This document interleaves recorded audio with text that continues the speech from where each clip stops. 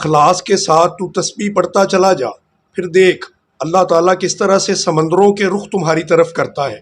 تو پھر اپنی جگہ پر بیٹھا رہے گا، تیرے تمام کام تیرے رب کے سپرد ہوں گے۔ تیرا کام ہے کہ تو صرف اپنے رب کو راضی رکھ۔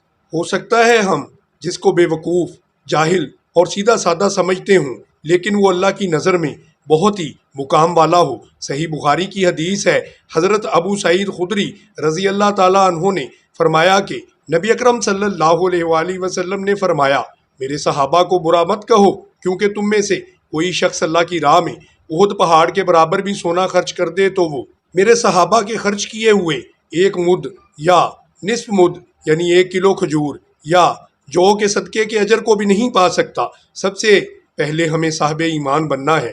زبان سے تو ہم نے اسلام قبول کر ہی لیا ہے، اسے دل سے بھی قبول کرنا ہے۔ نیک اعمال بھی یقین پیدا کرتے ہیں۔ جو اہل عقل لوگ ہوتے ہیں وہ قرآن میں غور و فکر کرتے ہیں اور اس غور و فکر سے یقین حاصل کرتے ہیں۔ زندگی ایک بہت ہی مشکل سفر کا نام ہے۔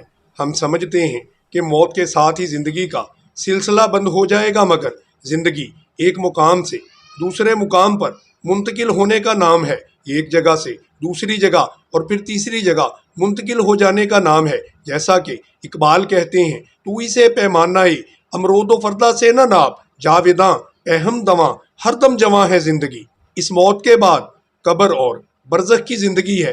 برزخ کی زندگی کے بعد پھر جنت یا جہنم کی زندگی۔ یہ زندگی کا سلسلہ اسی طرح سے چلتا رہے گا۔ زندگی کے اس سفر میں کسی فلسفے کو جسم بننے کے لیے، کسی احساس کو جملہ اور لفظ بننے کے لیے، اور لفظوں کو کلام بننے کے لیے، پھر کلاموں کو کتاب بننے کے لیے، کتابوں کو افکار بننے کے لیے، ذرے کو پہاڑ بننے کے لیے، کلی کو پھول بننے کے لیے، بیج کو درخت بننے کے لیے، ایک سوچ کو معمار بننے کے لیے بڑی بڑی جنگوں سے گزرنا پڑتا ہے۔ بلا شبہ یہ بڑا ہی سخت سفر ہے۔ اس سفر میں زیادہ تعداد آپ کو کاش اگر مگر والوں کی ہی ملے گی۔ کاش یہ ہو جاتا، کاش اس طرح سے ہو جاتا، کاش اس طرح سے ہو جاتا۔ یہ پانی راستہ کیوں نہ بنا سکا، دشمن دوست کیوں نہ بن سکے۔ یہ معراج اگر مجھ سے چھن گیا تو کیسے چھن گیا، آخر غلطی کہاں پر ہوئی۔ ہر شخص اپنی رعیت کے بارے میں جواب دہ ہے، تو کل تجھے بھی اللہ عز و جل کو جواب دینا ہے۔ اس لیے کہ زندگی میں کیا کر کے آیا ہے، زندگی کیسی گزار کر آیا ہے، زندگی کیسی گزار کر آیا ہے۔ کیا تو نے دین کی بھی دعوت دی کہ یا صرف سوشل میڈیا کا ہی استعمال کرتا رہا؟ کیا تو نے صرف اپنی ہی فکر کی؟ کیا تم نے حضور کی امت کے لیے بھی کچھ کیا؟ تو یہ تمام چیزیں جو ہیں ان کو ہم نے سمجھنا ہے۔ کتنوں کو تو نے دین کی دعوت دی اور کتنی زندگیاں تو نے درست کی؟ زندگی کا مقصد حل بھی کیا یا زندگی کے مقصد کو بھول ہی گئے تھے؟ تیرا کام ہے اللہ کے دین کی خاطر اٹھ کھڑے ہونا۔ طاقت تو اللہ ہی عطا کرے گا۔ نوح علیہ السلام کی دلیل سے پتہ چلتا ہے کہ بعض انبیاء کرام کو تو ایک فالوور بھی نہیں ملا، لیکن کیا انہوں نے دین کی تبلیغ کو روک دیا تھا؟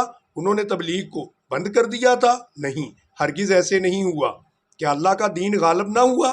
بے شک حق آیا اور باطل مٹ گیا، اور باطل مٹنے کی ہی چیز ہے۔ دنیا جو مثل پانی ہے، اس پر ایمان و یقین کی کشتی سے سفر کر۔ دنیا جو پانی ہے اس سے بچ اور کشتی میں داخل نہ ہونے دے، ورنہ یہ کشتی جو تیرے دل کی مانند ہے، اس کا ڈوبنا تیرا مقدر بن جائے گا۔ دعا ہے اللہ تعالیٰ آپ کو اور مجھے دین پر چلنے والا بنا دے۔ اللہ آپ کو اور مجھے دین کی تبلیغ کرنے والا بنا دے۔ اللہ آپ کو اور مجھے زندگی کے کٹھن راستوں میں سے مستقل مزاجی سے گزرنے والا بنا دے۔ آمین یا رب العالمین۔